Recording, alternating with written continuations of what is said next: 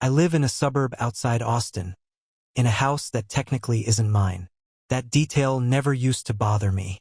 I told myself ownership is paperwork, not presence. Emily bought the place years before I met her. Her name alone sits on the deed. Her fingerprints are in the grout lines of the bathroom tile she once scrubbed alone. Sophie's childhood is etched into the hallway wall in faint pencil lines marking her height year after year. I never tried to erase any of it. I just paid for everything. When I married Emily, she didn't look like someone drowning. She was composed, capable. But I saw the numbers. I saw the quiet panic behind late-night budgeting sessions. Credit cards nearly maxed. A second mortgage she pretended was temporary. A roof that leaked every spring storm and a kitchen that functioned on apology. I didn't make a show of stepping in. No grand speeches about being the man of the house. I opened my accounts and started transferring money. Debt first, then repairs, then renovations. The roof was stripped and redone. The contractors worked for 3 weeks in the Texas heat while I signed checks without flinching. After that came the kitchen, marble counters, new cabinets, stainless steel appliances. Sophie invited her friends over the week it was finished. I overheard her say, "We finally redid it." As if the money had grown from the garden. Emily cried when the last cabinet door clicked shut perfectly into place. She wrapped her arms around me and whispered, "You saved us." I believed her. I paid off the lingering credit cards quietly. I refinanced the worst of the debt under better terms using my credit. I never held it over her. Never mentioned the totals. I told myself that love keeps no ledger. When Sophie turned 16, I bought her a car. Not flashy. Not reckless. Safe. Reliable. The kind of car a responsible man chooses when he cares about a girl getting home alive. I handed her the keys in the driveway. She smiled. Polite. Grateful in the way teenagers are trained to be. "Thanks, Mark." Mark. Not Dad. I never pushed for it. I told her once, early on, that I wasn't trying to replace her father. I just wanted to be someone she could count on. She nodded back then too. I showed up. School pickups when Emily worked late. Parent-teacher meetings when her biological father canceled last minute. I fixed the garbage disposal, the fence after storms, the sprinkler system when it flooded half the yard. I paid the mortgage, still in Emily's name, every single month. Insurance, utilities, private school tuition, summer camps, vacation deposits. I was the quiet engine beneath the house. But engines don't get portraits on the wall. At first, the imbalance was subtle. Decisions discussed between Emily and Sophie, then summarized to me afterward. Weekend plans already made. Financial commitments already assumed. If I hesitated, if I suggested caution, I'd hear it. "You're taking it too personally." Maybe I was. The strange how invisibility happens slowly. Not through rejection, but through omission. My opinions became optional. My concerns labeled overreactions. When Sophie rolled her eyes at something I said, Emily would give her a look, but never a correction. Respect erodes in inches. There are photo albums from Maui sitting in the living room cabinet. I paid for that trip entirely. Flights, resort, excursions.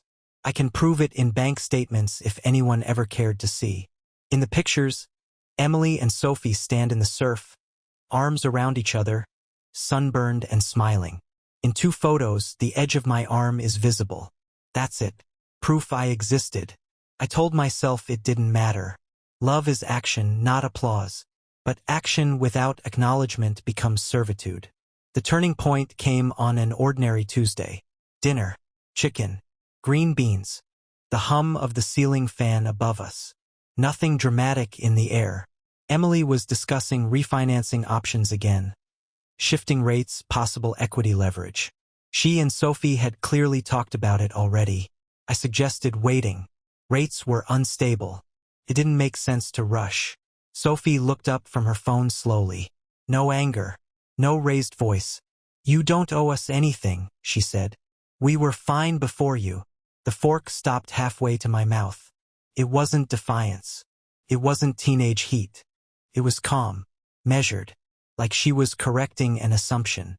Emily didn't laugh it off. Didn't say, "That's not fair." Didn't defend me. She just went silent. That silence pressed against my chest harder than the words. Because what I heard wasn't about money. I heard, "This was ours before you." I heard, "You're extra."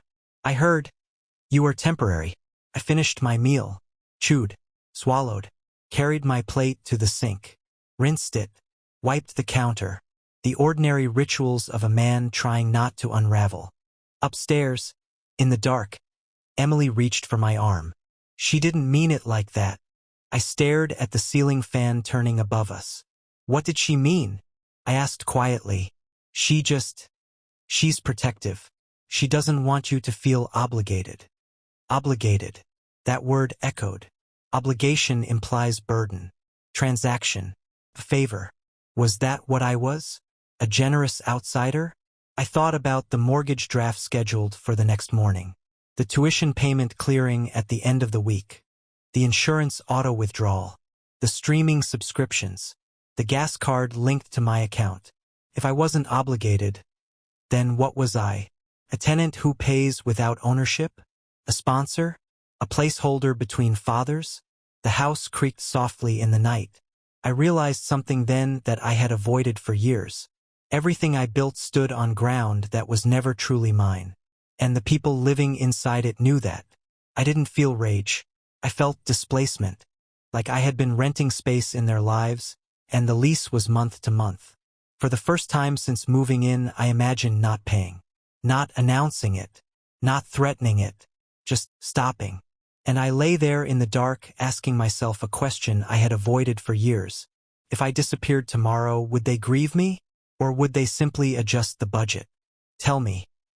If you sat at that table and heard those words, and your wife said nothing, would you have convinced yourself it meant nothing? Or would you have finally understood exactly where you stood? After that dinner, the house didn't change. That was the worst part. No arguments. No slammed doors. No emotional reckoning. Just the same routines, the same schedules, the same quiet assumption that I would continue being what I had always been. The mortgage drafted from my account that Friday morning. Insurance cleared the next day. Sophie's tuition installment processed without delay. No one mentioned dinner again. Emily moved through the kitchen like nothing had fractured. She asked me to look at the dishwasher Saturday morning. It was making a grinding noise. I knelt on the tile floor, tools spread beside me, while Sophie stepped over my legs to grab a bottle of water from the fridge. "Thanks," she muttered, not looking at me. Not gratitude. Not disrespect. Just indifference. Indifference is colder than hatred. Hatred at least acknowledges you exist. I started watching more closely after that. Watching the pattern. If I offered an opinion about Sophie's schedule, it was redirected through Emily. If I questioned a purchase, it was softened with, "You're taking it too personally." If I reminded them about expenses stacking up, the air would shift. Not in guilt, but in irritation. As if I were introducing negativity into an otherwise peaceful house. Peaceful. That word used to comfort me. Now it felt staged. I began noticing how often my name was absent from conversations that directly involved my money. Sophie and Emily discussing spring break plans. Browsing destinations. Calculating time off. No one asked if I wanted to go. It was simply assumed I would pay. There's a peculiar humiliation in being financially central and emotionally peripheral. You are essential but not valued. Necessary but not respected. I tested something small one afternoon. Sophie mentioned needing new tires. The car I bought her was parked crooked in the driveway. I nodded and said, "Let's compare prices before we commit." She shrugged. Emily replied instead, "We'll handle it." I waited. 2 days later, the charge hit my account. They hadn't even told me they'd scheduled it. That night, I lay awake longer than usual. Not angry, just clear. Clarity is dangerous. It removes excuses. I opened my banking app in the dark, screen light reflecting off the ceiling. Every auto payment was lined up neatly. Mortgage, utilities, insurance, tuition, credit cards, streaming services. The gas card linked to Sophie's wallet. Every lifeline traced back to me. You don't owe us anything. The sentence echoed differently now. It wasn't dismissal. It was permission. If I didn't owe them anything, then why was I paying everything? I didn't act immediately. I waited. I watched. Sophie rolled her eyes at me when I reminded her to refill the gas tank before it dropped below a quarter. Emily sighed when I suggested tightening discretionary spending before summer. You're overreacting. That phrase became the anthem of the house. Overreacting. To disrespect. To invisibility. To being reduced to a line item. The final straw wasn't explosive. It was small. Sophie came home late one evening. Past curfew we'd all agreed on months earlier. I was sitting at the kitchen table when she slipped in, shoes in hand. Curfew was 11, I said quietly. She froze, then straightened. You're not my dad. Not shouted. Not cruel. Just factual. Emily stepped into the hallway from the bedroom, robe wrapped around her.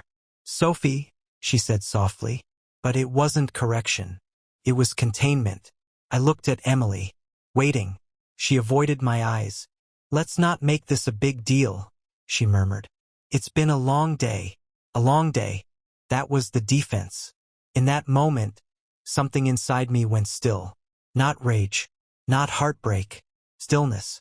The kind that comes when you finally stop hoping. I realized then that respect in that house flowed in one direction only, toward Sophie. Toward her feelings, her stress, her adjustments. Mine were indulgences. Optional. I stood up from the table. No, I said calmly. It's not a big deal. And I meant it, because I was done making it one. The next morning, I opened a new bank account. Different institution. Different login. Direct deposit redirected. I didn't announce it. Didn't threaten. Didn't dramatize. I left the existing autopayments untouched for now. Let the system continue humming. I wanted one more billing cycle. One more quiet month where they assumed the foundation was stable. Emily kissed me goodbye that morning like always. Sophie grabbed her keys and left for school without looking up. Neither of them knew the ground had shifted. I went to work and felt something unfamiliar. Control. For years I had equated love with endurance. Now I was learning that love without boundaries becomes self-erasure. I wasn't plotting revenge. I wasn't trying to hurt them. I was stepping back from a role they insisted I didn't hold. If I wasn't a father, if I wasn't obligated, then I was free. The next mortgage draft was scheduled for the first of the month. I made sure the old account would be empty by then. The first of the month arrived quietly. It always does. No thunder. No warning. Just a date on a calendar and a system that assumes continuity. For years, that system had been me. Reliable. Automatic. Invisible. At 6:12 a.m. My phone vibrated on the nightstand. Mortgage payment failed. Insufficient funds.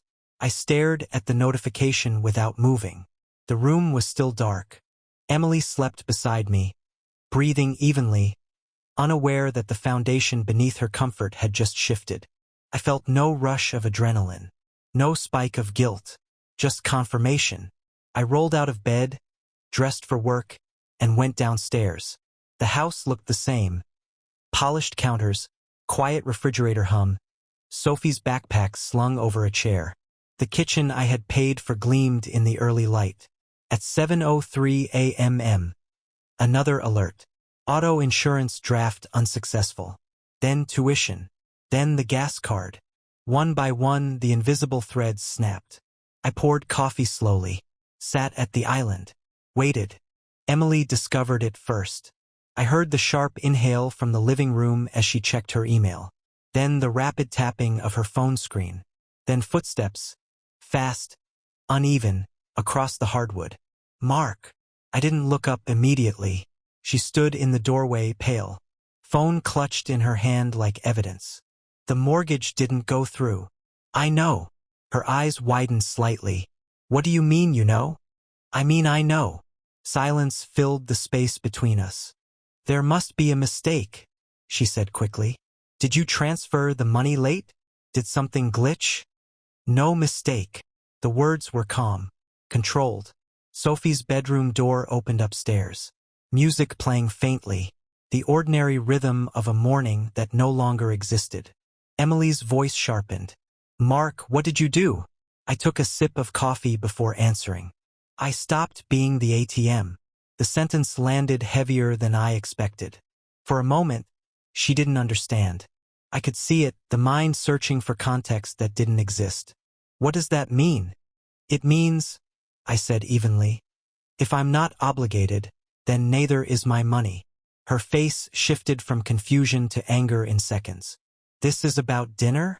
You're doing this because of one comment?" "One comment." I looked at her then, directly. "No, I'm doing this because of years." Sophie appeared at the top of the stairs, drawn by the tone. "What's going on?" Emily didn't answer her. She was still staring at me like I had become a stranger overnight. "You can't just stop paying the mortgage," she whispered. "This is my house." "Exactly. Your house." I stood and placed the coffee mug in the sink. "Yes," I said quietly. "It is." Sophie came down the stairs slowly, phone in hand. "My gas card got declined," she said. "What happened?" I looked at her. Nothing cruel in my expression. Nothing heated. "I happened." She blinked. "I don't understand." "You said I don't owe you anything," I reminded her. "You were fine before me." The color drained from her face. "That's not what I meant." "Then what did you mean?" Silence. Emily stepped between us. "This is insane. We have bills. Deadlines. You can't just pull the plug like this." I shrugged slightly. "Apparently I can." The panic started settling in then. Real, tangible panic. Emily checked her banking app again like the numbers might correct themselves out of pity. "You're overreacting," she snapped. There it was again. I shook my head slowly. "No, I've been underreacting for years." Sophie's voice cracked slightly. Are we going to lose the house?"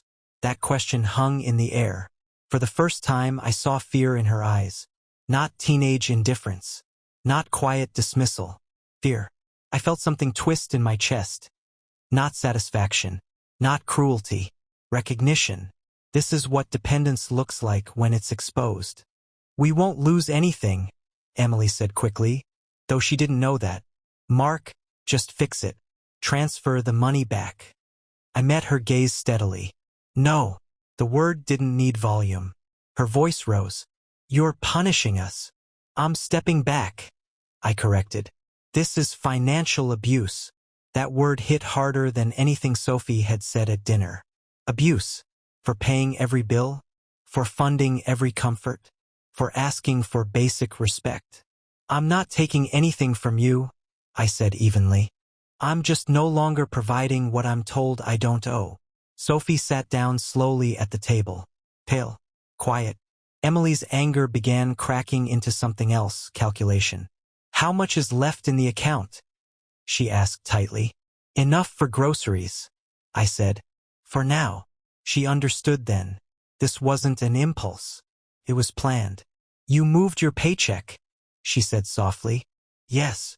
The room felt smaller. "You did this without telling me. You made decisions without telling me too." The words were sharp but not loud. She stepped back like I'd pushed her physically. "This is our family." I shook my head. "It's your family." I was the sponsor. Sophie's breathing had gone shallow.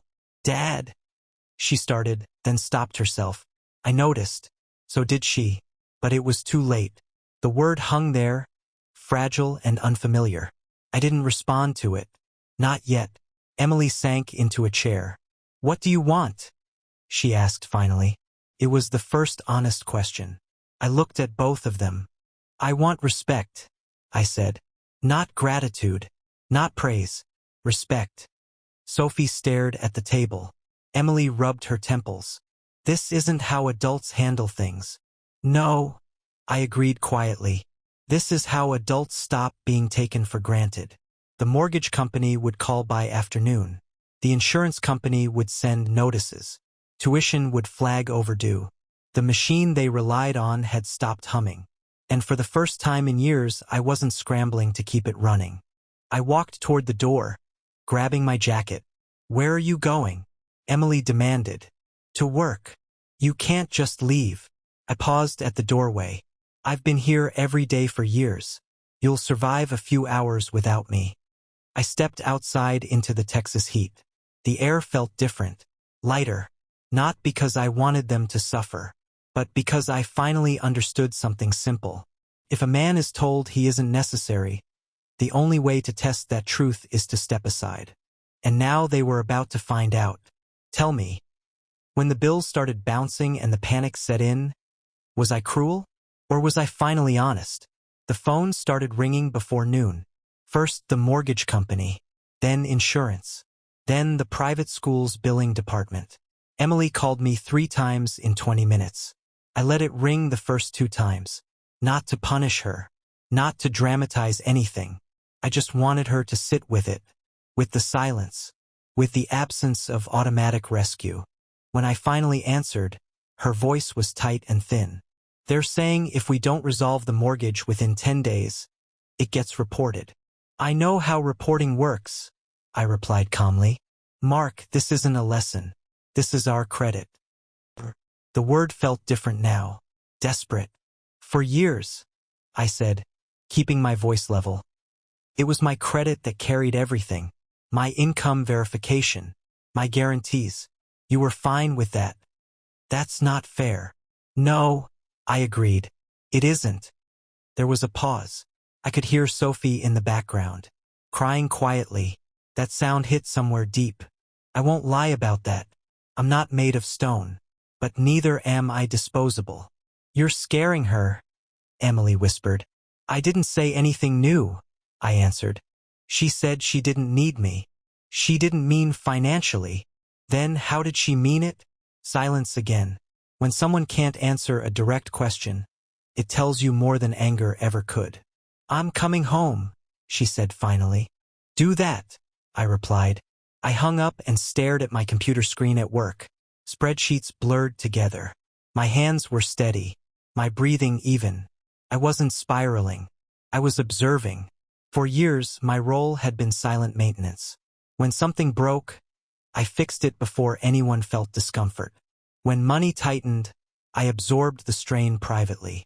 They lived in comfort without ever seeing the machinery behind it. Now the machinery was exposed, and it was loud. When I walked in the front door that evening, they were waiting in the living room. Emily standing, Sophie sitting on the edge of the couch, hands clenched together. The air felt charged like before a storm. Emily didn't ease into it. "What did you do?" she demanded. "I stopped transferring money. That's not what I meant." "I know," I said evenly. Sophie looked smaller somehow. Not physically, emotionally. "My tuition payment didn't go through," she said quietly. "They emailed me." "Yes. If it's late, I can't register for next semester." I nodded once. She swallowed. "Why are you doing this?" That question was different. Not accusatory. Not sharp. Genuinely confused. "Because respect can't flow one way," I answered. "I respect you," she insisted quickly. I held her gaze. "When?" She didn't respond. Emily stepped forward. "You're taking one comment and turning it into a crisis." "It wasn't one comment." "Then what was it?" "Years. Years of being consulted last. Years of my opinions being filtered.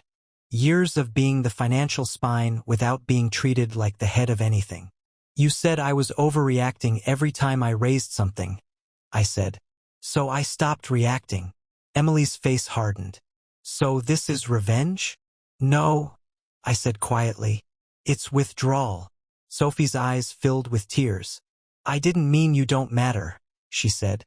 "But that's what you said." "I meant we were okay before. I just didn't want you to feel trapped." Trapped. The irony almost made me laugh.